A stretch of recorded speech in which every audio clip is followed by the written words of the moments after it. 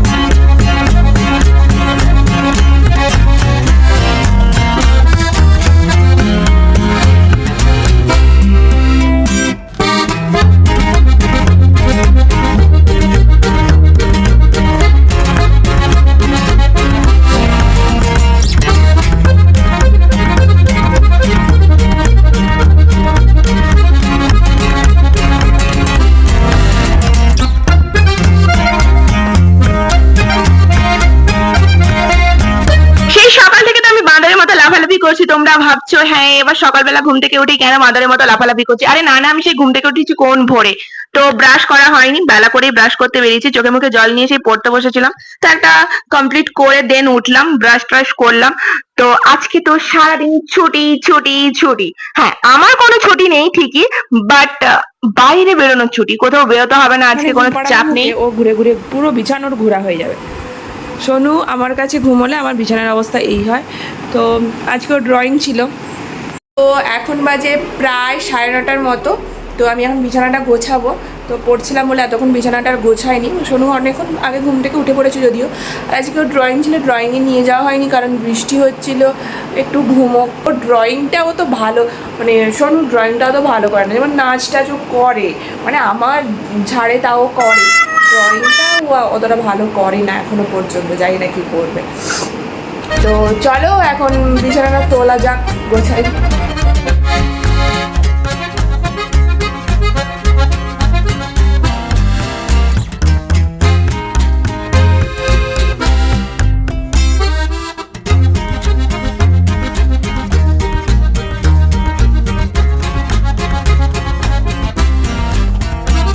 জানালায় যে বই খাতাগুলো ওগুলো কিন্তু আমার নয়, ও ওগুলো নিয়ে খেলা করে, পড়া পড়া।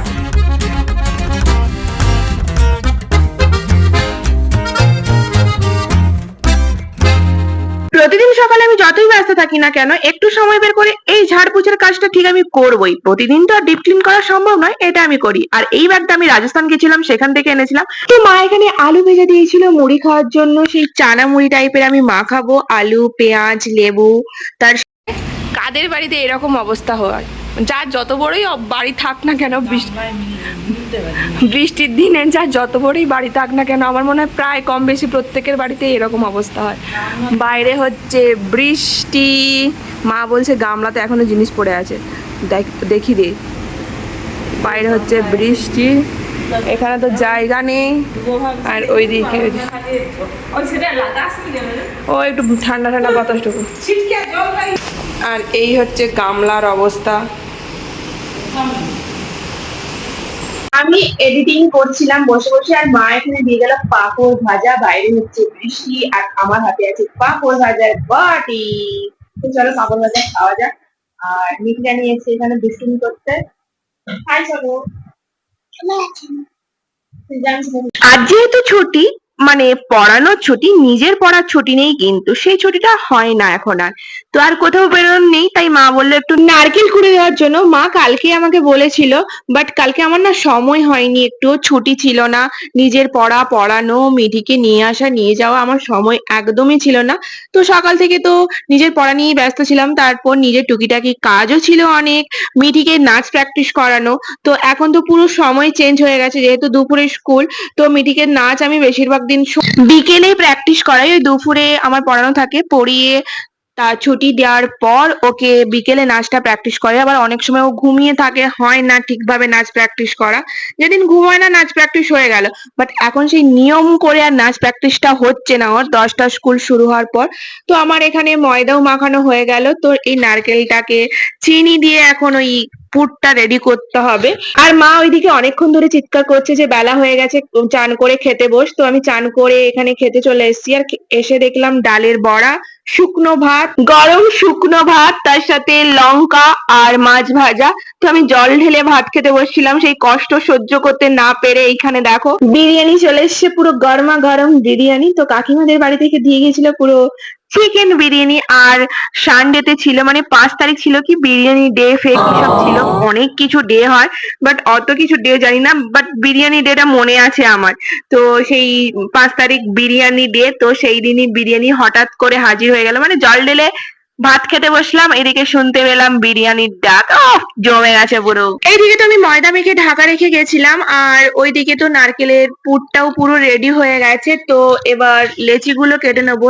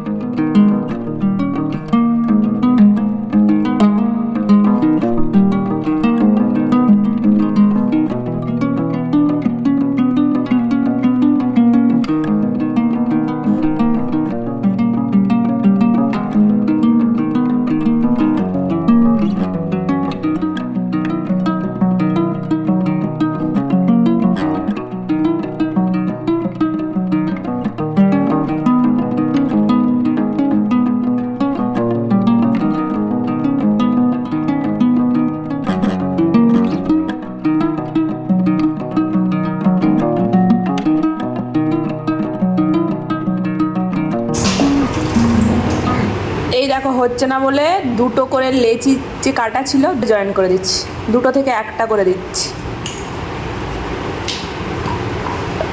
বড় বড় না হলে হচ্ছে না কিছুতেই, তাই জন্য একটা করে দিচ্ছি ওখানে। না হলে এই ছাঁচে এসে দেখছে পাহারা দিচ্ছে। আমরা যদি এখান থেকে উঠে যাই, এই সাহস দেখেছো লালি, লালি একদম চুপ করে বসে থাক, ওখানে চলে যাচ্ছে, লজ্জায় পড়ে গেছে, বুঝতে পেরে গেছে ক্যামেরা, তার জন্য লজ্জায় চলে যাচ্ছে একদম। দেখো ক্যামেরা চলে ক্যামেরা চলছে, এক্ষুনি মান সম্মান, ক্যামেরা চলছে, মান সম্মানের ব্যাপার আছে, আমি চলে যাই বাবা, এখান থেকে চলে যাই। বড় বড় না হলে না এই ছাঁচে ঠিক হচ্ছে না। তো যেহেতু অনেকগুলো তৈরি হয়ে গেছে, মা ওইদিকে ভাজার জন্য চলে গেছে, তাই আমাকে এখানে বেলা পুর দেওয়া সবটাই করতে হচ্ছে। আর এইদিকে তো মিঠি রানী এসে আমার কোলে শুয়ে পড়েছে, কারণ ও এই ঘুম থেকে উঠলো, ওকে ঘুম পাড়িয়ে দিয়েছিলাম। তো এইদিকে আবার আমার মা এসছে বেলার জন্য, কারণ সোনু যেহেতু আমার কোলে ছিল, আমি না বেশি বেলতে পারিনি, কয়েকটা বেলা হয়েছিল আর কয়েকটাতেই পুর দেওয়া হয়েছিল, তাই মা গ্যাসটা অফ করে আবার এসছে। আর এইদিকে জোরে বৃষ্টি শুরু হয়ে গেছে, তাই কারেন্টও চলে গেছে। এখন এই অন্ধকারের মধ্যেই বেলা বেলি আমাদের ঘরে বড় রাঁধুনি বসেছে এখন। তো এখানে নারকেলের যে পুরটা দিয়েছিলাম সেই পুরটা একদম শেষ হয়ে গেছে, মানে সেই পুরটা একদম শেষ হয়ে গেছে। আর এখানে এই কয়েকটা এই লেচির এই যে একটু ময়দা পড়ে আছে, এই একটু ময়দা, তাই আমাদের বড় পূজারি এখন বেলছে। না গোল করো মাম্মা, গোল। তো এখানে এই অবস্থা, আর বাইরের অবস্থা দেখাই চলো তোমাদের। এই হচ্ছে আমাদের বাইরের অবস্থা, জল জমে গেছে। নিয়ে চলে এসছি একেবারে। আর মা এদিকে ভাজছে। তো এই কয়েকটাই নয়, আগে ভাজা হয়ে গেছে সেগুলো সরিয়ে রেখেছে, সবাইকে দেবে তো তার জন্য। আর এই যে এখনো এখানে আছে গামলিতে।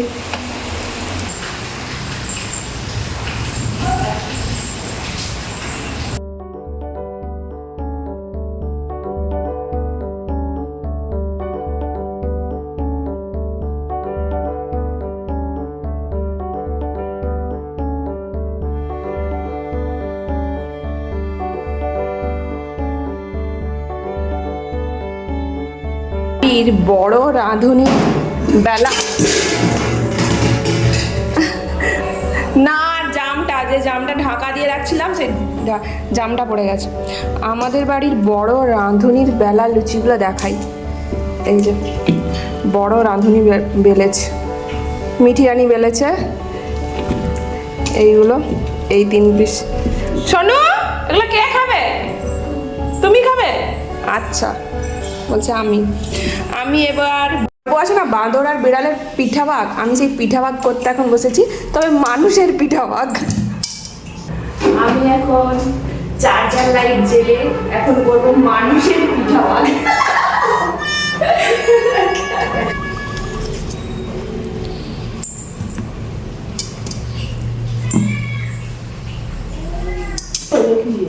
না এখন বিরিয়ানি খাচ্ছে। সোনু কি বলছিস তুই? আমার দাদু অফিস থেকে একটা লঙ্কা আনছিল না বিরিয়ানি আনছিল, সে দারুণ খেতে, মানে চিকেন কষার সঙ্গে আনছিল। তার দাদুন অফিস থেকে বিরিয়ানি আনছিল, সাথে চিকেন কষা ছিল, সেটা খেতে নাকি দারুণ ছিল, সেটাই বলছি। আর এখানে আমি ফ্যান চালিয়ে বসে আছি, ভীষণ গরম লাগছে, প্রচণ্ড গরম লাগছে। আমার সোনুর বিরিয়ানি খুব পছন্দের, রাইসের থেকেও বিরিয়ানিটা পছন্দের। রাইসও ভালোবাসে, বাট বিরিয়ানিটা বেশি ভালোবাসে। তো চলো আমি একটু খেয়ে দেখি। ফ্যানটাকে ওপরে তুলে দিয়েছি, তাহলে বাতাসটা লাগবে। এর ঘাড় সবসময় নিচের দিকেই থাকে, এর ওপরের দিকে মাথা তুলে না, মাথা নিচু করে কথা বলে। তো আমি একটু খাই। আমা এখানে তো একজন ঝালের শুশু করছে, তাও ছাড়ছে না। মানে এটা যদি তরকারি ভাত হতো তখন পেটে যেত না, তখন খেতেই বসতো না। ঝালের শুশু করছে, তাও দেখো চামচ ছাড়ছে না, চামচ দিয়ে খাচ্ছে। দেখো এখানে একজন, ওইদিকে দেখো আর একজন বসে আছে, দুজনে বসে আছে। এইখানে বিরিয়ানির বাটি, দুজনে দুপাশে বসে আছে। আর হায়, সে আবার চলে গেছে, ওই যে করছে। থেকে বেশি জল খেয়েছে এই বোতল থেকে। বোতলে ভর্তি যদিও জল ছিল না, জল ছিল এই এতটার মতো জল ছিল, এতটা। তো এই এখান থেকে জল ছিল, জল শেষ করে দিয়েছি। আবার বাটিতে করে জল দিয়েছি, ওই এইটুকু পড়ে আছে জল। ঝাল লাগছে তাও বিরিয়ানি ছাড়ছে না, বাট এটা যদি তরকারি একটু ঝাল লাগতো না, খেতোই না। এটাই হচ্ছে বাচ্চাদের খাওয়া। আমার মা তো বলে তুই আর বকিস না, হচ্ছে ভাত খাওয়ার সময় খাবি না, আর বিরিয়ানি ফ্রাইড রাইসের সময় তখন। আর বাইরে হচ্ছে তুমুল বৃষ্টি, আর আমরা খাচ্ছি বিরিয়ানি।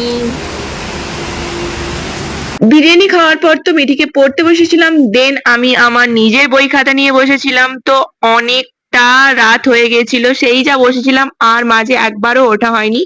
তো মা জল দিয়ে গেছিল, সেই যা জল খেয়েছিলাম। দেন মা ভাত খেতে ডাকছিল, আমি তো প্রথমে আস্তে করে বললাম, শুনতে পেল না। দেন আমি চিৎকার করে বললাম, আর আমার বাবা বাড়িতে ছিল, ঝাড় দিয়ে দিল। এদিকে মিঠিও আবার ডাকতে এসেছিল, যেহেতু অনেকটা সময় হয়ে গেছিল আমি যাচ্ছিলাম না বলে। আর এইদিকে মা তো ভাত থালাতে বেড়েই রেখে দিয়েছিল, মাছের ঝোল হয়েছিল, বেগুন ভাজা, সাথে ছিল কুদরি ভাজা। তো চলো আমি এদিকে রাতের ডিনারটা সারি, আর তোমাদের সাথে আজকের মতো আপাতত টাটা বাই বাই, আবার দেখা হচ্ছে।